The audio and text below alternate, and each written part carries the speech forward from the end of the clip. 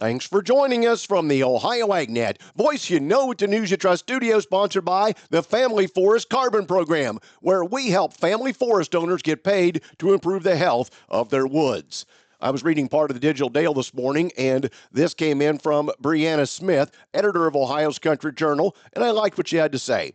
If planting a garden is believing in tomorrow, then planting a field might mean believing in something that lasts through the next generation. From my desk, I can see the road, and at this time of the year, that means I get a front row seat to my own personal tractor parade.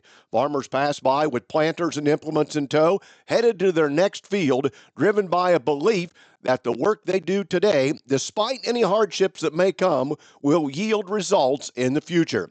That hope and belief in tomorrow is one of agriculture's most enduring traits. You can read more on Brianna's story at ohioagnet.com. Today's weather brought to you by Seed Consultants. Simply better performance online at seedconsultants.com.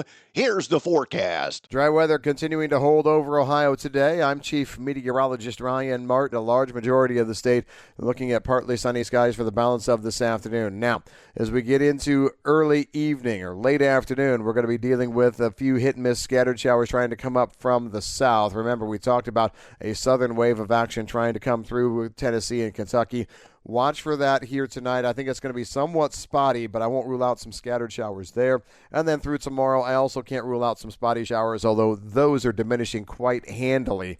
Anywhere from a few hundreds to a few tenths is what we're looking at for tomorrow. Sunny, warm, and dry to finish the week Thursday and Friday. I'm meteorologist Ryan Martin. And thanks, Ryan. Quick note on the calendar. The Jackson County Regional Livestock Market will have a bred cow sale Friday at 6 p.m. Your livestock authority can be checked out online at jcrlm.com.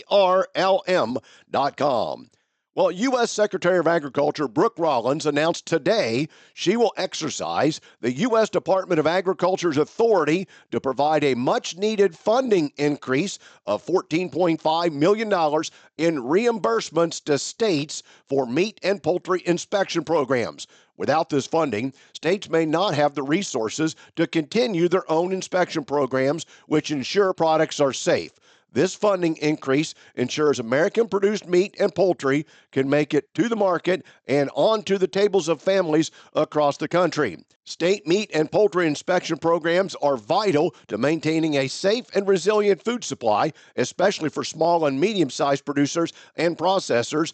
On behalf of the State Departments of Agriculture, NASDA applauds Secretary Rollins and USDA's FSIS for providing an additional $14.54 million to increase the reimbursement rates for this critical state cooperative agreement in this fiscal year.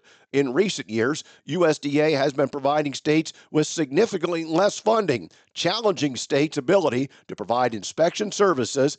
Increasing the reimbursement rate for states participating in this cooperative agreement ensures that more efficient processing options for local livestock producers remain in operation, especially for smaller farms. This according to Ted McKinney, CEO of NASDA. And oil futures steadied this morning as the market digested developments in U.S.-EU trade negotiations ahead of the next OPEC Plus meeting to decide supply policy for July.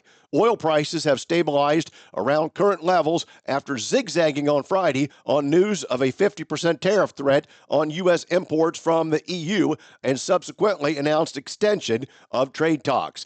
The NYMEX traded WTI July delivery down 34 cents a barrel, and ICE Brent for July delivery fell 28 cents a barrel. The U.S. dollar index strengthened by 0.255 points, bringing it to 99.265. A trade war-induced stunting of demand growth hasn't been the only bearish factor weighing on prices these past few months. The Organization of Petroleum Exporting Countries and its allies have seemingly shifted strategy from defending price to regaining market share and are reportedly planning a third large output increase for July, exasperating global oil gluts' concerns. Time now for the Midday Market Analysis provided by Leist Mercantile and sponsored by Brandt, helping growers take control for over 70 years. This is Ryan Metzger with Lice Mercantile, providing you with your technical outlook for today. We have July 25 corn futures with the first level of support at $4.55 and the first level of resistance at $4.64.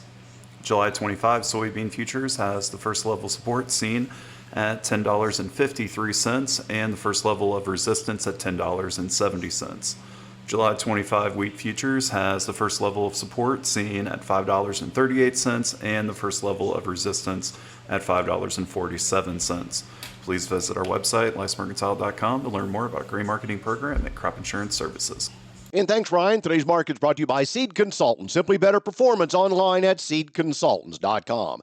After the three-day holiday, July corn up a half, 460. December down 3 at 447 3/4. July beans up 2 1/4 at 1062 1/2. November up a penny and a half at 1052. July wheat down 12 at 530 1/2. June cattle down 87 at 214.92. This is the Ohio AgNet.